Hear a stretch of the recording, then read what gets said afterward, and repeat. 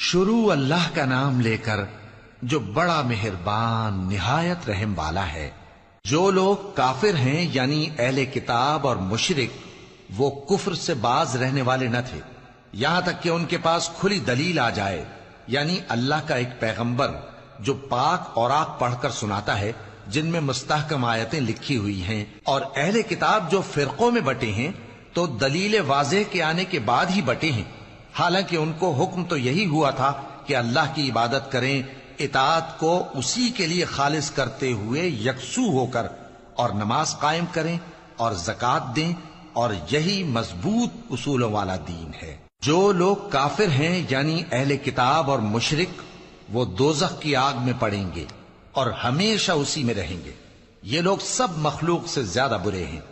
بے شک جو لوگ ایمان لائے اور نیک عمل کرتے رہے وہ تمام خلقت سے بہتر ہیں۔